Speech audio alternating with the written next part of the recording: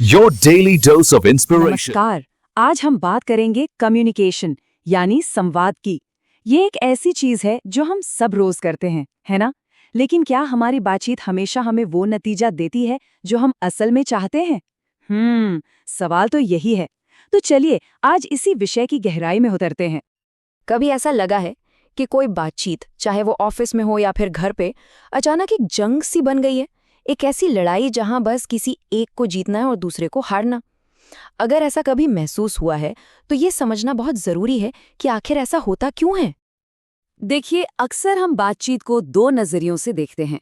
एक होता है बहस का नजरिया, मतलब बस अपनी बात को सही साबित करना है चाहे कुछ भी हो जाए।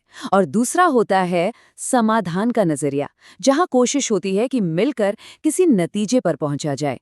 और जानते हैं क्या, हमारी मानसिकता, हमारा माइंडसेट ही ये तय करता है कि हम इन दोनों में से कौन सा रास्ता चुनेंगे।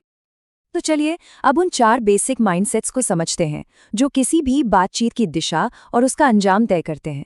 एक बार इन्हें समझ लिया तो ये भी साफ हो जाएगा कि लोग अलग अलग सिचुएशन में वैसा बर्ताव क्यों करते हैं जैसा वो करते हैं। सबसे पहली है विन लूज या जीत हार वाली मानसिकता। यहाँ सोच बड़ी सीधी है, मैं जीतूंगा तुम हारोगे। ये एक बहुत ही कंपेटिटिव, आक्रामक सोच है। इस माइंडसेट वाले लोग अपनी बात मनवाने के लिए किसी भी हद तक जा सकते हैं। उन्हें इस बात से कोई फर्क नहीं पड़ता कि सामने वाले पर इसका क्या असर पड़ेगा। अब आते हैं दूसरी मानसिकता पर, लूज विन या हार जीत, जो पहले वाली से एकदम उल्टी है। यहां सोच होती है, चलो सामने वाला जीत जाए, मैं ही हार मान लेता हूं। ऐसे लोग ना टकराव से बचते हैं। शांति बनाए रखने के लिए वो अक्सर अपनी इच्छाओं को, अपनी जरूरतों को दबा देते हैं, जिसका नतीजा ये होता है कि अंदर ही अंदर एक फ्रस्ट्रेशन, एक असंतोष बढ़ता रहता है। और फिर आती है तीसरी और शायद सबसे खतरनाक मानसिकता, लूज लूज यानी हार हार। ये अक्सर बदले की भावना से जन्म लेती है। यहाँ सोच ये होती है कि अगर मैं नहीं जीत सकता तो मैं तुम्हें भी जीतने नहीं दूंगा। ये सोच दोनों ही पक्षों के लिए पूरी तरह से विनाशकारी होती है। इसका सबसे अच्छा उदाहरण है एक कड़वा तलाक, जहां दोनों बस एक दूसरे को बर्बाद करने पर तुले होते हैं। और अब आते हैं चौथी और सबसे पावरफुल मानसिकता पर, विन विन यानी जीत जीत। यहाँ सोच ये नहीं है कि केक का बड़ा टुकड़ा किसे मिलेगा, नहीं, यहाँ सोच ये है कि हम सब मिलकर एक और बड़ा केक कैसे बना सकते हैं। इसका मकसद ही एक ऐसा सॉल्यूशन खोजना है जिससे हर किसी को फायदा हो, हर कोई खुश हो। अब अगर इन चारों को एक साथ देखें तो फर्क बिल्कुल साफ हो जाता है। विन लूज का मकसद है मैं जीतूं, लूज विन का मकसद है तुम जीतो। लूज लूज में तो हम दोनों हारे वाली बात है, लेकिन विन विन का मकसद है हम दोनों जीतें। और बस यही छोटा सा फर्क नतीजों में जमीन आसमान का अंतर ला देता है। लेकिन एक मिनट, विन विन का मतलब सिर्फ अच्छा बनना या नरम पड़ जाना नहीं है, बिल्कुल नहीं। ये एक बहुत ही प्रैक्टिकल और पावरफुल स्ट्रैटेजी है।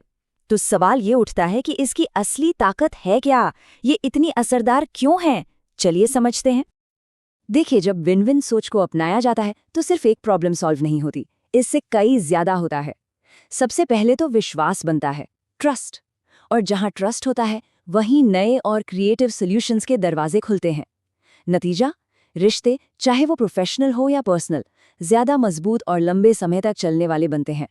और जो समझौते होते हैं वो भी टिकते हैं। क्यों? क्योंकि दोनों ही पक्ष उनसे खुश होते हैं। ये बात इस सोच को बहुत खूबसूरती से समझाती है। विन विन का मतलब समझौता या कॉम्प्रोमाइज करना नहीं है, जहां दोनों को थोड़ा थोड़ा कुछ छोड़ना पड़ता है। नहीं, इसका मतलब है मिलकर एक तीसरा, एक बेहतर रास्ता खोजना। एक ऐसा रास्ता जिसके बारे में शायद पहले किसी ने सोचा भी ना हो। इसमें क्रिएटिविटी लगती है। तो अब सबसे बड़ा सवाल, इस पावरफुल माइंडसेट को अपनी रोज की बातचीत में लाया कैसे जाए? ये सिर्फ सोचने से तो नहीं होगा, है ना? इसके लिए कुछ ठोस कदम उठाने पड़ते हैं। तो आइए जानते हैं कि वो कदम क्या है। ये 4 कदमों का प्रोसेस बहुत कारगर है। पहला कदम, प्रॉब्लम को सामने वाले के नजरिए से देखने की कोशिश करें। दूसरा, जो असली मुद्दे हैं, जो की इश्यूज हैं, उन्हें साफ साफ पहचानें। तीसरा, ये तय करें कि एक अच्छा नतीजा या एक सक्सेसफुल आउटकम दोनों के लिए कैसा दिखेगा। और चौथा और आखिरी कदम, मिलकर ऐसे नए ऑप्शंस की तलाश करें जिनसे दोनों का फायदा हो, म्यूचुअल गेन हो। तो आखिर में सबसे अहम बात क्या है? यही कि हमें कम्युनिकेशन को देखने का अपना नजरिया ही बदलना होगा। ये कोई कंपटीशन नहीं है जिसे किसी एक को जीतना ही जीतना है। असली कम्युनिकेशन का मतलब है कोलैबोरेशन, यानी सहयोग। इसका मतलब है ये समझना कि जब हम मिलकर काम करते हैं तो हम अकेले से कहीं बेहतर, कहीं बड़े नतीजे हासिल कर सकते हैं। ये मैं के बजाय हम की ताकत है। तो अगली बार जब कोई मुश्किल बातचीत सामने आए तो एक पल के लिए रुकना होगा और सोचना होगा, क्या ये एक जंग होने वाली है या फिर मिलकर एक समाधान खोजने का मौका? चुनाव हमेशा हमारे ही हाथ में होता है।